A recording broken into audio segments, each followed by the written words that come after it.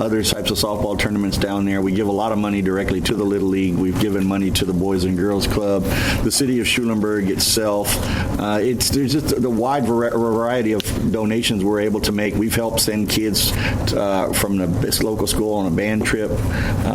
Last year we supported the FFA on a leadership conference and actually had those young people come back and give us a presentation on what they learned. And it's, just being part of the community and seeing that impact on the community we all love is why we do what we do.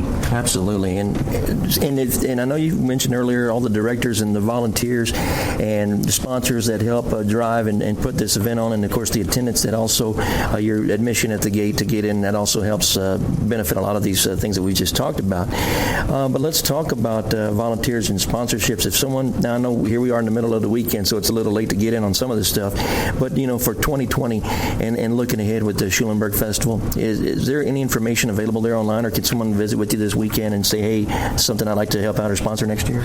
Oh, definitely. People can certainly go to our website. There's a link to our sponsorship packages there. Certainly be able to look at it. I will say this, from year to year, it doesn't change a lot. We try and tweak things to make it better every year, but you can get a general idea of what we're looking at in terms of sponsorship. But definitely, if you're at the pavilion, whether it's individual, business, or organization that would like to sponsor, all the directors wear identical Schulenburg Festival director shirts. We're easy to find, especially at the token booth, the beer stand. I'm usually walking around, so definitely catch one of us, talk, we'll trade names and numbers, and we'll certainly like to include you for next year. And you have, it's more than just, Schulenburg and southern Fayette County, as once we mentioned, with all the people coming in. This is originally a regional attraction. I mean, you've got folks, we mentioned just the counties, from Colorado down to Lavaca over to Gonzales and even up in Bastrop. But I mean, people from all over Fayette County attend this event too, so you get some great exposure for your business.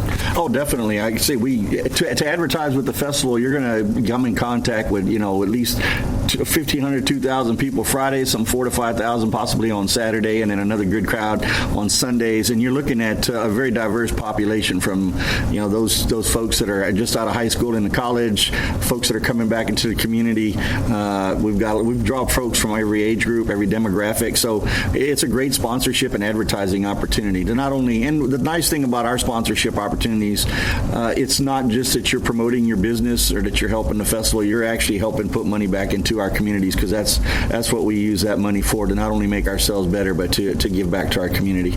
Back to some of the events, you've got the Lions Club Carnival that is underway today, running through Sunday. There's also a golf tournament and a chili and barbecue cook-off, as well as some other stuff. Let's talk about some of the highlights of the activities this weekend. So yes, in addition to the live music entertainment, a lot of the other activities can sometimes get lost in the process. But we've got a great chili cook-off that we've had for years.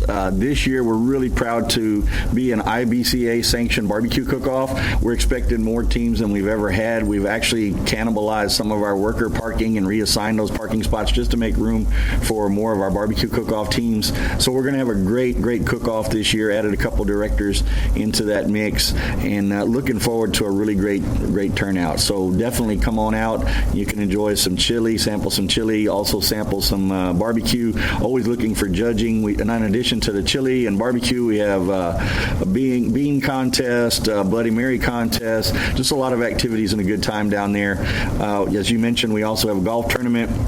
It runs on Friday. Unfortunately, if you want to participate in the golf tournament, you're going to have to get on the waiting list for next year. Mm-hmm. That thing fills up every year, almost as soon as we're done. And do y'all do that in Weimar, Flatonia? We swap back and forth, and so this year it'll be in Weimar. Okay. And some other stuff that I always fail to mention on the radio, but it's the cow chip and egg toss contest. I mean, that's one of the things that's been around forever, it seems like. Yes, that's another one of the activities we have at the festival that actually we don't put on. It's actually put on by the young farmers, but it's a chance for them to raise some money and get their name out there. And a lot of folks enjoy that cow chip and egg toss. Great attraction for especially folks that don't live on the farm, and you get to touch eggs and cow chips. Yeah, cow chips. And wash your hands. Quite entertaining. And so that all leads up from an agricultural standpoint to the rodeos. We have rodeos that runs on Friday and Saturday night that have your main 8 events, and then we run Slack, which on Thursday at 8 o'clock, which are all the timed events. And we have an award-winning rodeo. We've won several awards over the years for our market size, and really proud of the rodeo, our rodeo committee, and our stock contractor is one of the best in the state of Texas. And and we've got some really good quality contestants that come to our rodeo. Absolutely. And you talk about that's the Cadillac Rodeo Company that the folks that we're talking about that produce that rodeo. And you mentioned earlier the tricycle races. I'm looking at there's the kiddie parade here at Wolters Park on Saturday morning at 11:30. Just going down the list, we continue with the rodeo and the carnival, and then the softball tournament, the men's and the women's softball tournament, which that thing, it seems like it's been huge for years. Yes, we've got some of the best teams in the state. It's kind of like our patrons that come to the festival. These softball teams come from all over the place: Austin, Houston, San Antonio, Dallas. Got some great teams, great women's teams, men's teams. We've actually diversified a little bit. The KCs, the Knights of Columbus, actually host on Friday night a co-ed tournament as well. So some really great softball action that takes place at our sports complex here in Schulenburg. Only a 2 or 3 minute drive away back to the pavilion, so you can come enjoy some great softball action and then come on over to the pavilion and grab a bite to eat, listen to some live music. Again, that's one of the other things that we're really, really proud of. Unlike a lot of fairs and festivals, and for Saturday, our music will start at noon, and we're not going to stop until 1 o'clock in the morning. And so definitely on Saturday, you can listen to live music, find activities. We didn't talk about it, but outside the pavilion, we have arts and crafts. We're expecting possibly some 50 to 60 vendors this year with a lot of different homemade items, handmade items, some commercial items. Just there's a little bit of something for everyone down here at the pavilion. Before we let you go, is there any final thoughts before you get out here and run amok a bunch of people, and then at least on Monday, hopefully you get to rest a little bit after the cleanup? But any final thoughts, Michael, that you'd like to mention on this year's Schulenburg Festival? No, other than the fact that we're really proud of the event we put on. We are family friendly. We've got a lot of folks that bring their families to the festival. We have a great time. We put on a really good show, but we also we have a lot of security here. We're very proud of our track record when it comes to having a good, clean fun. And if you're looking for a great time, definitely come on out to the festival. If you've been here before, I know you don't want to miss it. If you've never been here before, give us a chance, and I promise you'll never miss another one. Absolutely. If people want to get in touch with you again, what's the information where they can learn more about the Schulenburg Festival? They can go to our website, which is www.schulenburgfestival.org, or probably the best way to get in touch with us is the same way everybody else does nowadays, and that's go find us on Facebook. We're on Facebook. Nicole has us on Instagram and Twitter. We have a couple Snapchat filters this year.